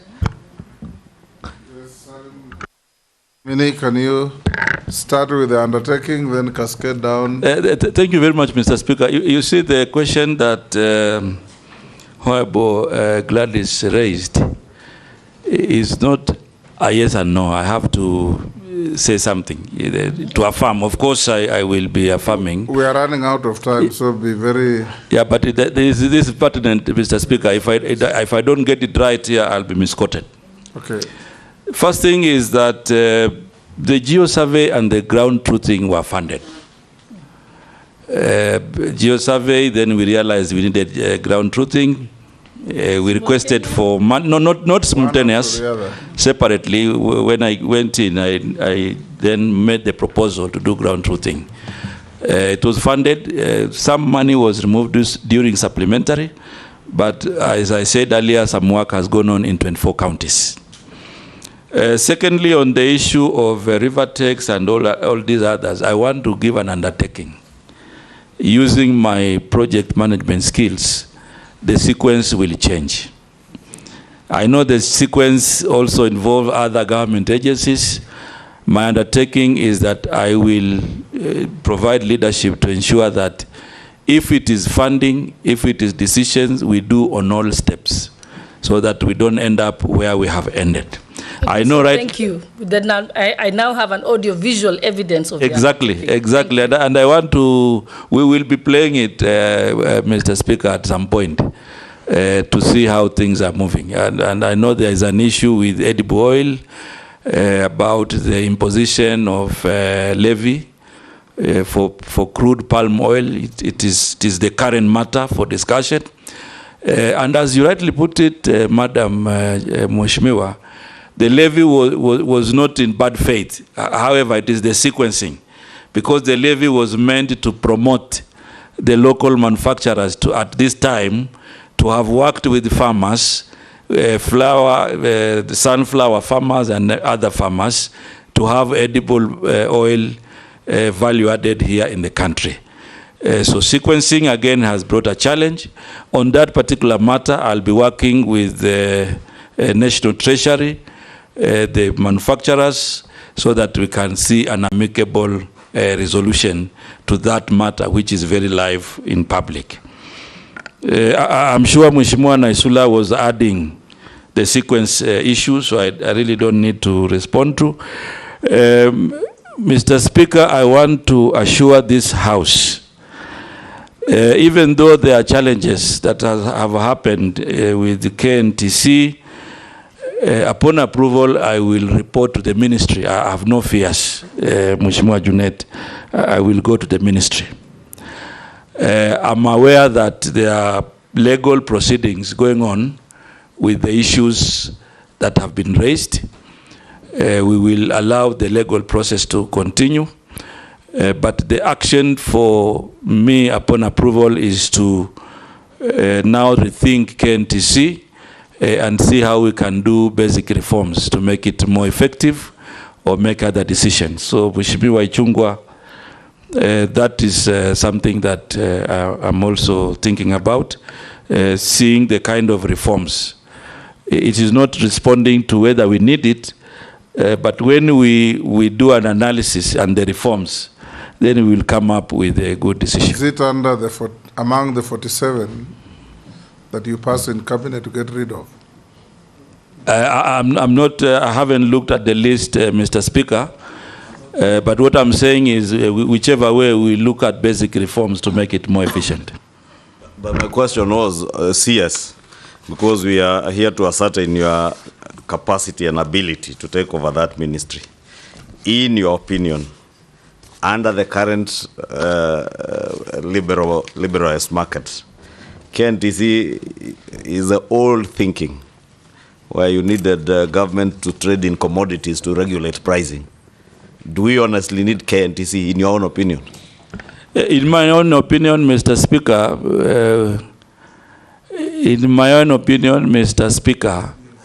we don't need the KNTC in its current fashion. And that is why I talked about reforms. And that you must have the courage to do those things to save public money. Now, before I come to mundane questions, Mr. Speaker, we must come to an end. We must come to an end. Okay. Yes, there is only one question that has been sent asking you, nominee, that there's a command called Kenatco, which is still in GOK books as a parastatal 100% owned by ICDC. It has been under stage managed receivership for over 27 years. What measures will you put in place to simply wind it up or privatize it? Mr. Speaker, you know Kenatco? Yes. Yes. The measures upon approval, my first assignment will be to understand it, because I think the Kenyan has put some basic information, but there will be more that we will need to find out, and then an appropriate action is taken. So I will take it up, Mr. Speaker, to ensure that we get to the bottom of the matter and then we make the necessary decision. Okay, yes, Russell? I think unlike KNTC, with Uber, Kenatco should go. Do we need it really? Yes, yes, it does.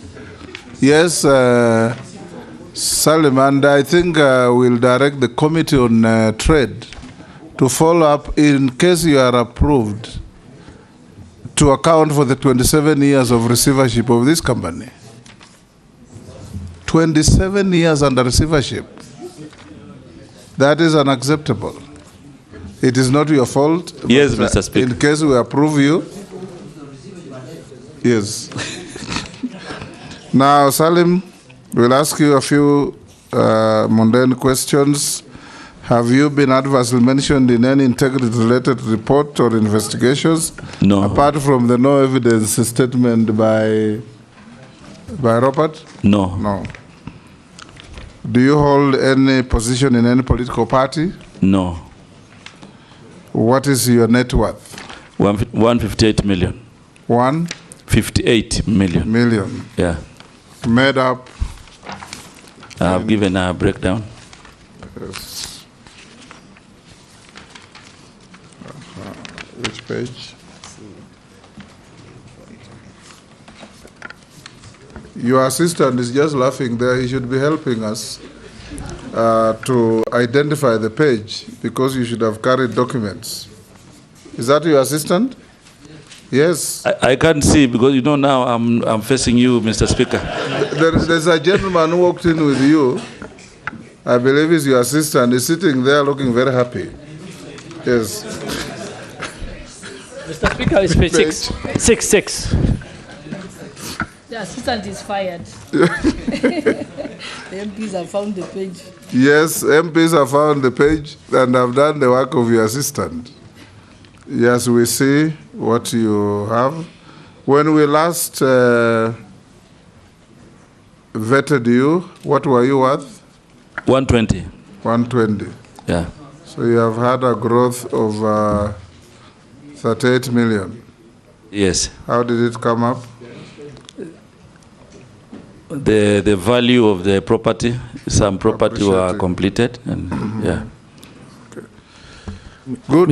Mr. Speaker, point of order. Yes. In his CV, yes, he says he went KCPE in 1779. Those are typos. He's back from the ancient land. That's the more reason why you should fire your assistant. Your assistant. Mr. Speaker, yes. Just, Waziri, from your declaration of wealth, have you benefited from the mortgage scheme as a cabinet secretary? Recently, but it is not concluded yet. Not concluded yet, yeah. So it's not part of this? Yeah. Okay, nominee, we are coming to an end. Make sure you take your documents with you. We have checked with what we have and we found them correct. We have also found the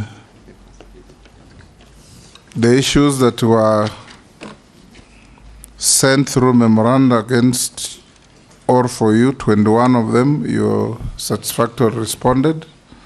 So unless you are lawfully held, you are discharged to go to your other duties. Thank you very much, Mr. Speaker, for this opportunity and members of this committee. This discussion has been very good. It's a good opportunity to engage.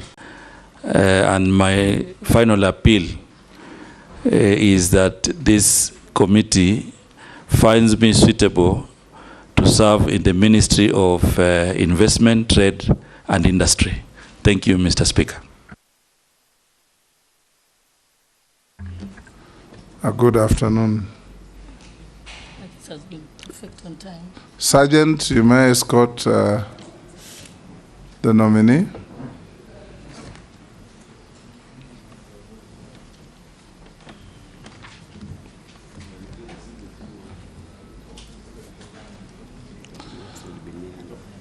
Members, you have 5 minutes to allow the... Pardon? You need to pray. My Muslim friends normally pray for 3 minutes. No lunch. Lunch will come later. Eh? Yes. Yeah, 3 in the yes. morning. You have 10 minutes to come back. Don't go for lunch. This one was well managed. Yes. Yeah.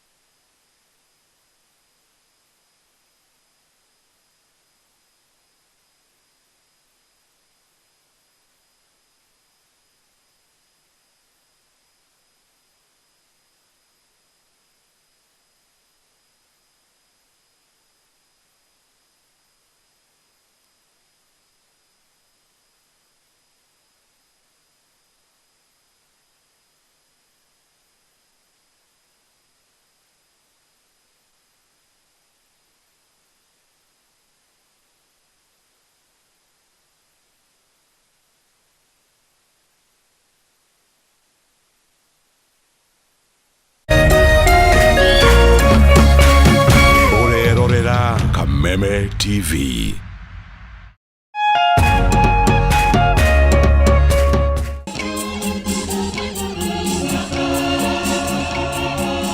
Uria matuko marathie noguo teti wa bururi na muno makiria wa kirimo racenjia na kuoya mwerekera mweru. Ndithiaga na inyuĩ ikinya gwa ikinya kamwĩra handĩrwo no kei hatwe